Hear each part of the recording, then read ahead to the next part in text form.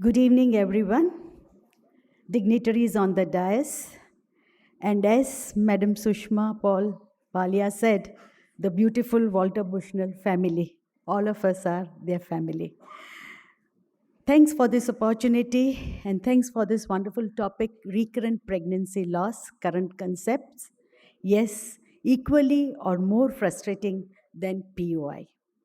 Definition, we know two or more pregnancy loss, but the biochemical pregnancy, ectopic and molars are not considered.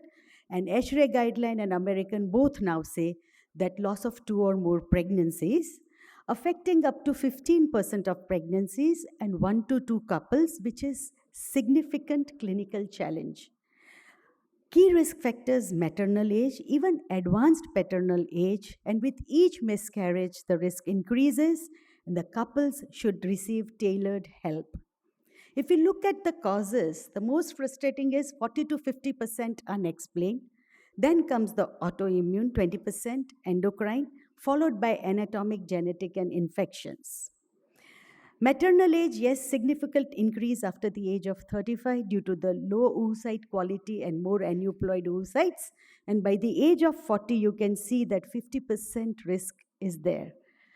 Uterine factors 7 to 28%, septate, bicornuate, arcuate, and submucosal fibroids, polyps, 2D, 3D, even hysteroscopy and MRI. Genetic factors in the early pregnancy loss could be as high as 50 to 60% with trisomy, monosomy, polyploidy. And also sperm DNA fragmentation is now considered one of the reasons. Hormonal, we know hypohyperthyroidism, hyperprolactinemia, but polycystic question mark luteal phase may be. Diabetes type 1 is also a contributing factor, and low AMH is also now considered when you cannot find any other cause. Severe infections, yes, and bacterial vaginosis for the late loss. Chronic endometritis increases RPL and microbiome imbalance has a possible risk. Thrombophilia, though not common in this part of the world, more in the Western world, but yes, congenital factor V prothrombin mutation, MTHFR, but antiphospholipid syndrome, APS, is one treatable cause. Vitamin D deficiency and insufficiency affects, and immune factors because pregnancy requires maternal immune tolerance. HLA gene variations, we know the autoimmune disease, SLA, APS, thyroid antibodies have an increased risk, and Treg dysfunction, the regulatory dysfunction of the cells, is very important. There is no clear consensus on this. Some guidelines do recommend, some do not. The other lifestyle is smoking, alcohol, psychological stress, environmental and ethnic factors. So it is multifactorial and often unclear. The first thing the patient asks is, what is my chance to prevent this miscarriage and have a healthy baby? So the key predictors are maternal age, number of miscarriages, the type of RPL, early pregnancy loss versus late pregnancy loss, the number of miscarriages, and if she has any previous live birth. Also, the APS antibodies, ANA and protein S should be considered. We know that after 3 miscarriages, a girl as young as 25 has a risk of 42% miscarriage in the next pregnancy. Treatment, yes, acute is surgical, medical, expectant, but after that, the RPL requires a thorough evaluation and care to identify the cause, the risk factor, and then the treatment, which is challenging. We all know that after 2 RPL, product of conception should be analyzed for chromosomal microarray. If aneuploid, definitely karyotyping and PGTA. If euploid, we consider all other factors. Thyroid replacement and hyperthyroidism should be treated. Progesterone therapy, yes, we have to, there are approved progesterone, dydrogesterone, and 70 alpha hydroxy progesterone caproate, which can be used. The natural progesterone had poor bioavailability, but now with the micronization, the problem has been solved, and the natural micronized progesterone will modulate maternal immune response, suppress fetal immunoplacental inflammatory response, reduce the uterine activity, you improve the uteroplacental circulation. The vaginal is very good because targeted, high concentration due to the first pass effect, minimal side effects, good patient compliance as self-administration. The PROMISE and PRISM trial definitely said that after 3 miscarriages, there is a difference in the live birth rate 72 versus with placebo versus progesterone versus 52 with placebo. And the guidelines, our own Foxy says that vaginal micronized progesterone 400 milligram BD daily till 20 weeks of pregnancy when 3 or more losses.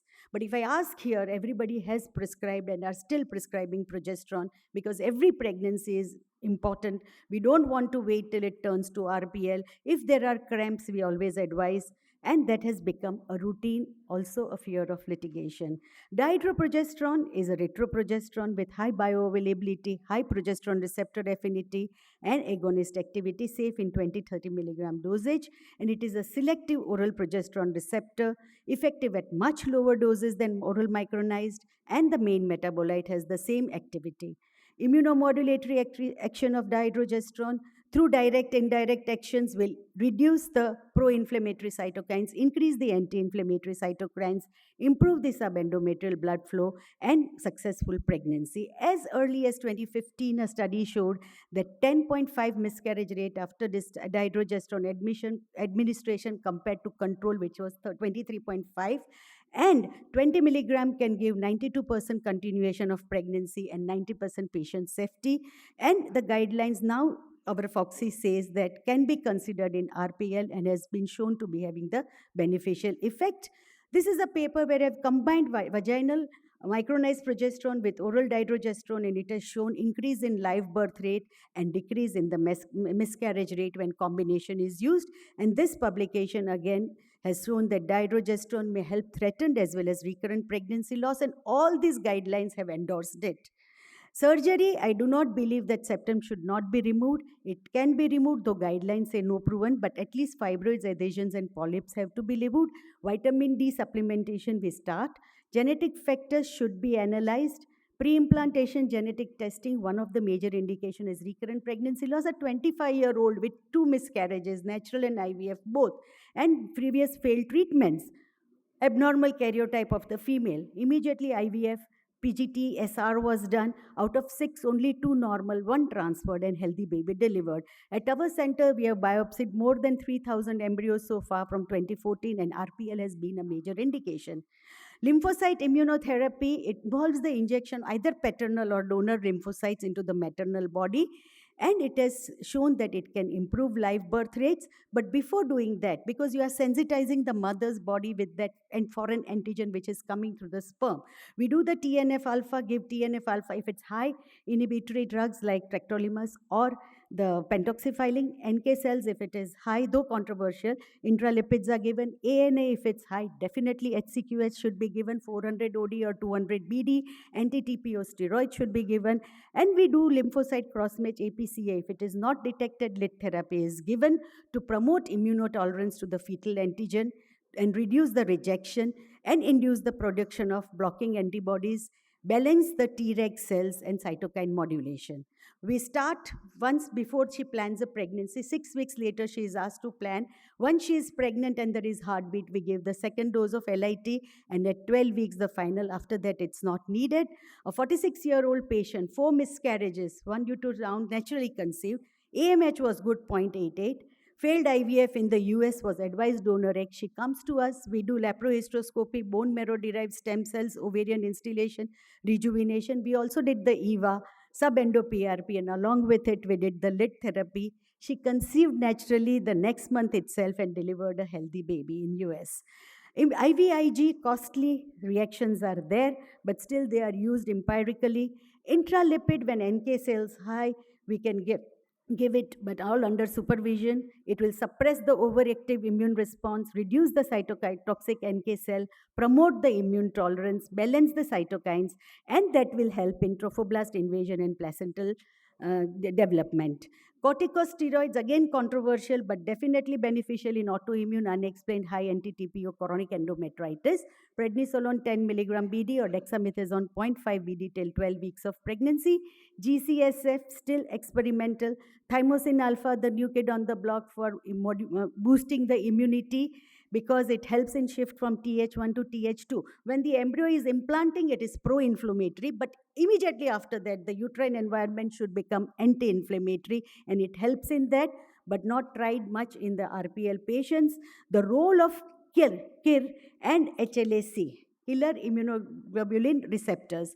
So here the female can be AA, AB, BB. AA is the worst. It is the and it can be inhibitory activating type, the inhibitory type. And C1, C1, C1, C2, C2, C2. C2, C2 is the worst. So if the embryo is C2, C2, and here the female is AA, there is a definitely 100% rejection. And here the lid therapy from the partner will also not work. A donor lid should be taken. This is the typical report that we get, and based on that, the treatment is recommended. Chronic endometritis, we do treat it. Mainly it is, though it is said no, but hysteroscopic evidence, and if there is a biopsy, 100% beneficial. Antibiotic therapy, mostly doxycycline, metronidazole group, and steroids are given for a long duration. We are also working on low AMH when all other factors are ruled out, and we go into that 50% unexplained group. There are a number of papers now which say that low AMH can be linked to early pregnancy loss and idiopathic recurrent miscarriage. So this is up to 23. Now we have many more patients, almost about 70, where they had 2 or more miscarriages with low AMH. Age group C34 and 0.44 AMH. So in 13 patients, we did either PRP or bone marrow-derived stem cells to rejuvenate the ovaries. We had 4 delivered, 7 miscarriage, and out of that, again 3 got pregnant and delivered.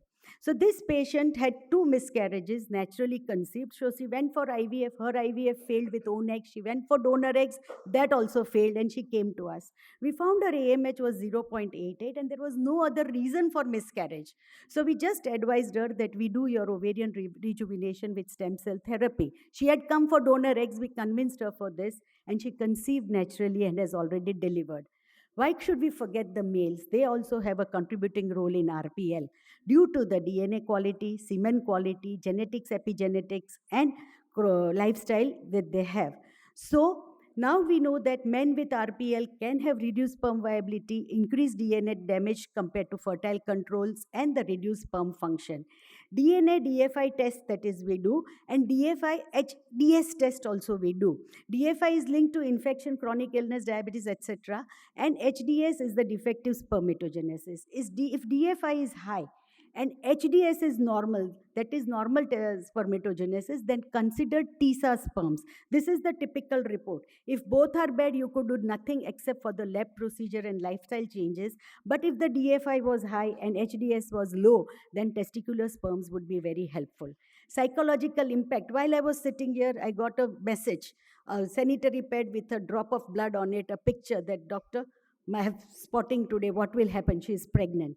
This is the anxiety and apprehension of a RPL patient. They are every day, every minute, they are living with that fear that what will happen the next moment. So that strongly psychological support should be given, and more meditation, mindfulness program should be done. Let us look at the guidelines. Bromocriptine, yes, should be given. Vitamin D supplementation given. Multivitamin supplementations to be given, lymphocyte therapy not to be offered.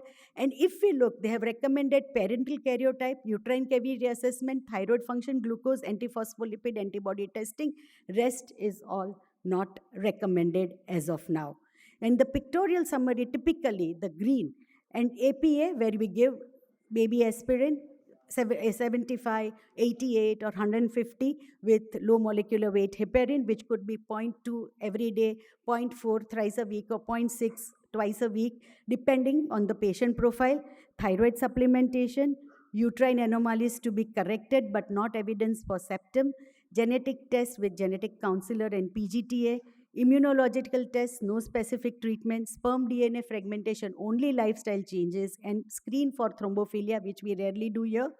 But there is a red signal for other immunological tests, metabolic or hormonal tests.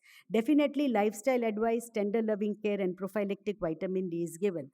RCOG guidelines says psychological care will cure 75% of your patient. Prognosis less favorable with older and higher. And tender loving care should be given, and mental health should be taken care of. Endometrial sketch not suggested for women with RPL. Again, the same aspirin, low molecular weight heparin, PGTA only in selected cases. Other things are not recommended. But to conclude, I'll say that this RPL is a very traumatic condition affecting physical and psychological health. The guidelines vary, but we have to help our patient in whichever way we can. Major factors are genetic, uterine, endocrine, autoimmune. Each patient should have a tailored therapy. Evidence for many of the therapies like IVIG, corticosteroids remains unclear. The challenging part is 50%, 75% couples have unexplained causes. Here, a supportive care, a prognostic tool. I think we should all develop our own prognostic tool by the success that we have based on the miscarriages, age, what is the patient profile, and offer and guidance and support to the patient accordingly. Finally, it all boils down to counseling, tender loving care, and psychological care for the patient and for the couple. For you, it may be one of the number of patients that you see RPL, but for that patient, she is the patient undergoing RPL.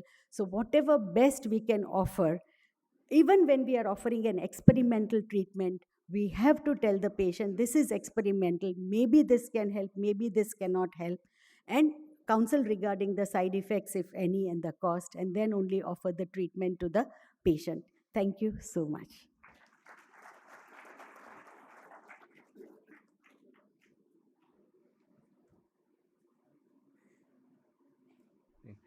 Thank you very much. Please sit down. Nayana Patel, for your excellent, we know because she's been having a lot of experience in this recurrent pregnancy loss and many other field also. I think the experiments, what you showed just now, probably you'll need a whole day to explain to us.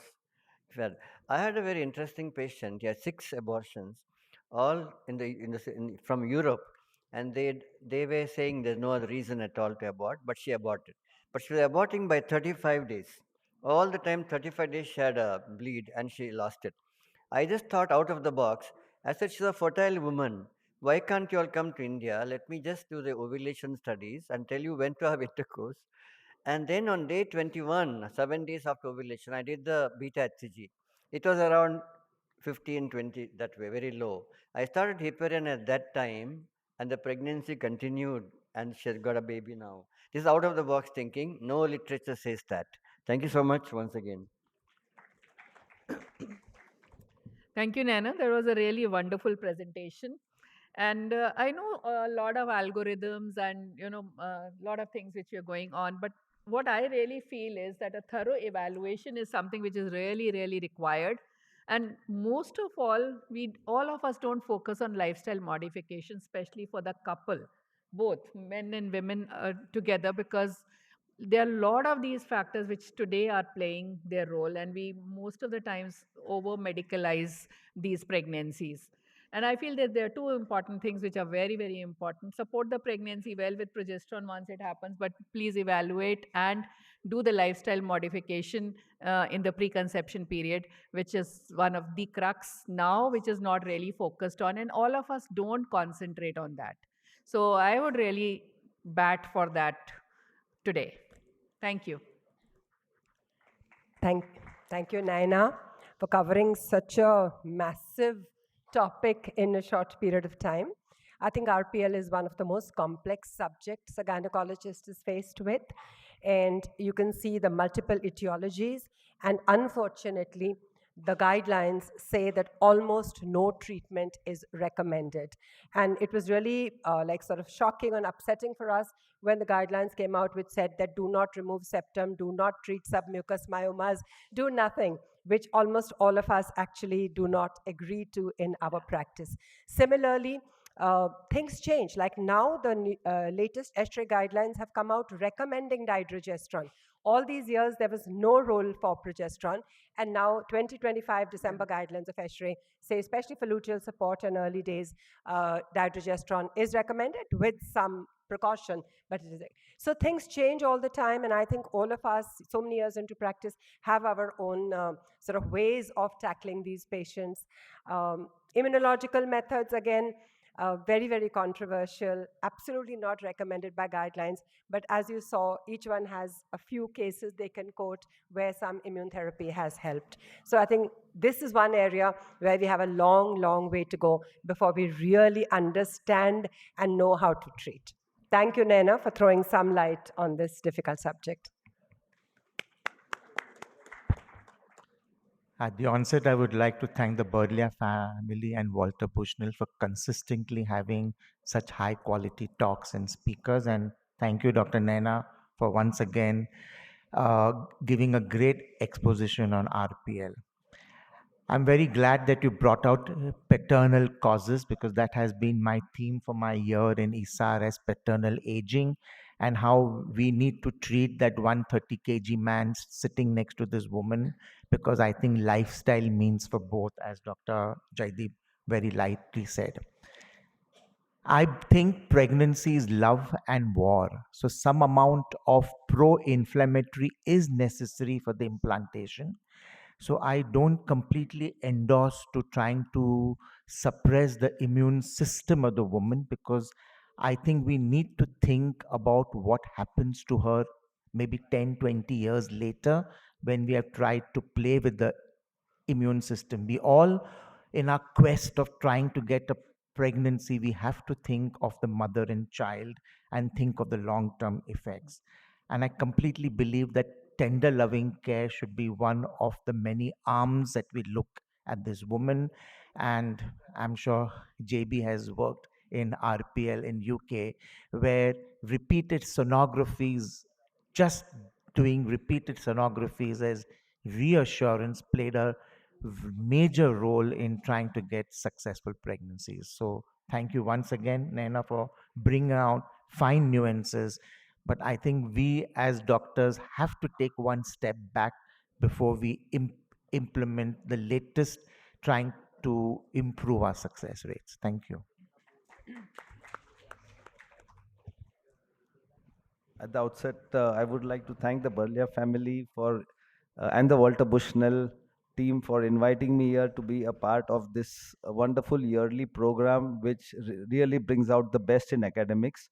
And with respect to recurrent pregnancy loss, I think one of the newer things that is emerging is the immunological factor. And we all know the immunological role, the immunomodulatory role of progesterone. And add to that, now the newer things are coming up, like the use of course, there is low molecular weight heparin, the use of intralipids, and now recently even thymosin alpha is being added to the armamentarium. So yes, as Dr. Amit said, we should not jump into it, but we need to investigate patient because each patient is different. Now there are tests which are available to look at the peripheral blood NK cell levels, as well as many other tests which can really indicate whether there is a immunological factor, and if so, then and then only we should be going ahead with these treatments. As of now, they are yet, let us say, in an experimental stage, but as all the panelists have said, in our eagerness to bring out a positive pregnancy, we try different things, and as long as it does not do harm, it is okay. That should be the first principle, and ultimately, I think, as everyone said, the tender loving care seems to be the best thing. Reassurance, reassurance, and reassurance. Thank you. Good evening, everyone. Thank you, Nana Madam, for excellent presentation. Thank you, Walter Krishna people, for inviting me here. Since I have been long using micronized dydrogesterone, especially nowadays, for all of my recurrent pregnancy loss patients for excellent results. I strongly recommend that while choosing the brand, one should especially so kindly go for the quality product, which is result oriented and already very good nowadays. Thank you.